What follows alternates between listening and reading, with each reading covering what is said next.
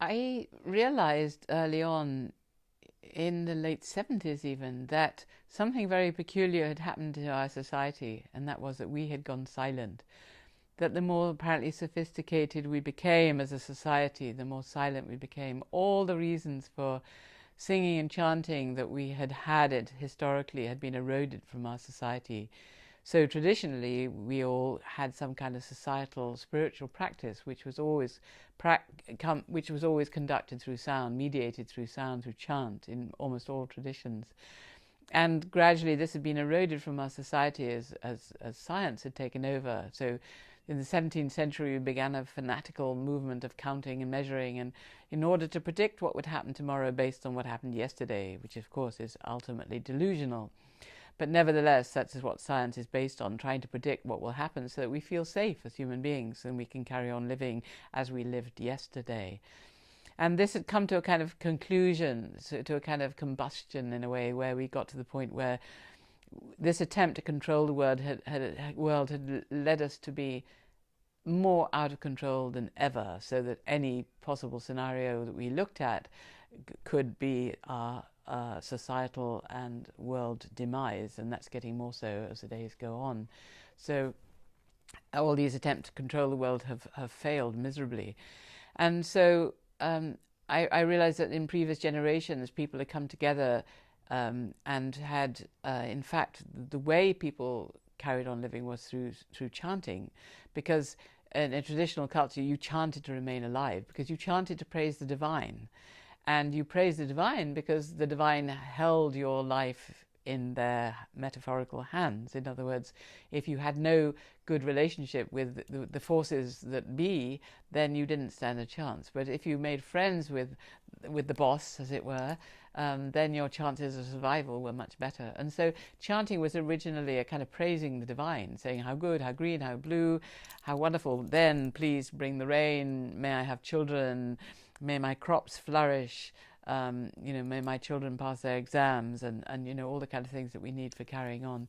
And so it's really a case of good manners, praise and petition and participation. So first you praise this great force, then you petition, then you ask for help, and then on a more sophisticated level you participate. And sound is used as the mediation for all of these: chanting to praise, chanting to petition, to ask for help, and chanting to participate. And so I realized that this was what had always happened, and that actually it was being eroded from our society and didn't happen anymore. And we'd gone silent, quite literally. And also through the gradual development of musical literacy since the 8th century, music had been professionalized and hijacked by the professionals, so that unless you read music, you really couldn't participate. And that's even more so since people have machines. And so people go somewhere to pay a lot of money not to do it because they think the other people can do it and they can't, or they put it into their machines and then they put earphones over their ears to kind of try and ram it back inside because they feel that's where it ought to be, which of course it is where it ought to be, but not from outside inside, but from inside outside. So I realized that this needed remedying, that we had to come and get, in those days, to join a choir, you had to, first of all, think you could sing in tune, you had to be able to read music, and you'd have an audition. But so I wanted to provide some kind of a situation where we could learn from all these other traditions that use sound as a spiritual practice, but without becoming a card-carrying member of them. So without becoming a card-carrying, Hindu or Sufi or Christian or Buddhist, or without actually having to sign up for any particular practice. The big movement is being spiritual without being religious. So people felt the need to tap into their spirituality and to amplify it, but without necessarily belonging to anything. And so I studied in many traditions, and particularly Buddhism, Tibetan Buddhism, and I understood all the ways that sound, and particularly the voice, had been used as a means for amplifying this spiritual relationship with our relationship with something much bigger, energetically. And so this is what I began to teach. And then I realized that in the West we had done a kind of Faustian bargain. We through the development of keyboard instruments and the spreading of keyboard instruments into different households, there was a problem over the tuning which comes about with these instruments, which is you can't play in different keys. You'd be okay in some bits and out of tune in others. And so there was this big problem in the 17th century of tuning. And so they had to figure out some way of retuning our instruments so that they were acceptable somewhere right across the field. This comes about through what's known as the Pythagorean comma. So if you go from a note to its fifth, and that note to its fifth, that note to its fifth, and it's called the cycle of fifths. You should come to a point where you reach the octave above where you started, but you don't. You overlap it by a quarter of a semitone. So what was figured out was this quarter of a semitone was rammed back in the octave, making all the intervals a little bit stretched or squashed. So the idea was that it would be moved so little that nobody would really notice, and yet nothing was quite in tune.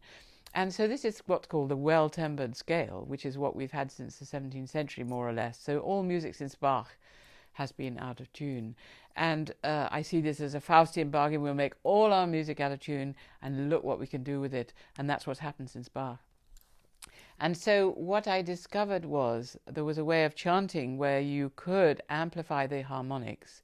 In other words, you could make the real tuning, you could invoke the real tuning through chanting on a single note, which is a good thing if people think they can't sing in tune, because it's relative. You can't sing out of tune on one note. You sing in one note, and through changing the shape of the resonant cavities, you can amplify the inner sounds, known as harmonics, which can only be in tune because they come about through resonance, which is to resound, so you contain the sound long enough to resound so that you hear two notes at once. You hear a fundamental note, and you hear high flute-like sounds over the top of it, which have and can only be in tune because of the way they come about through resonance. So I found this form of chanting in Central Asia exclusively, in Tibetan, in Mongolian, and in Tuva, but also in 1971 to 74, I worked in Germany with Karlheinz Stockhausen, a German composer, who had written a piece in 1968 called Stimmung, which means tuning, or Stimme is right, or so it's about tuning, for 6 singers who sing on a single note, a B flat, and who, through amplifying the harmonics vocally, bring about the harmonics. So he had just written that piece in 68 when I was with him in 71 onwards. And so the first thing that happened, we went on tour with this piece over North America. And so this was my induction into the Western musical art tradition of the harmonics, whereas before I had only learned it through the transmission of the Tibetans. And so I received this through 2 very different lines of transmission, through traditional Tibetan one, where they don't really know what was going on acoustically, and through Stockhausen, who invented electronic music through creating sound through pure sine waves and developing music from that. And so I was uniquely positioned in order to teach this in the West, which is what I did.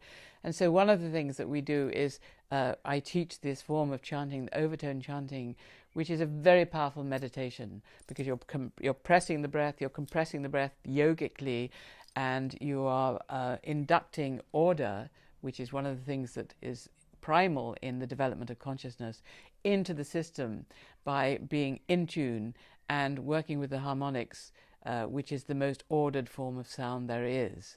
So I just try and demonstrate that for you in this moment.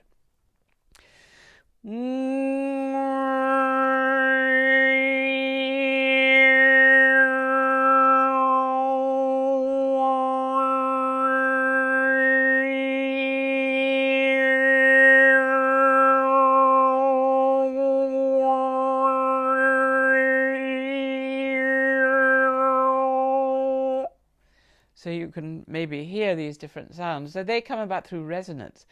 I'm only making one note. And so this is a very, very powerful meditative form of chanting, and it's like learning an instrument. Everybody can do it if they learn how. So this is one of the things that I taught.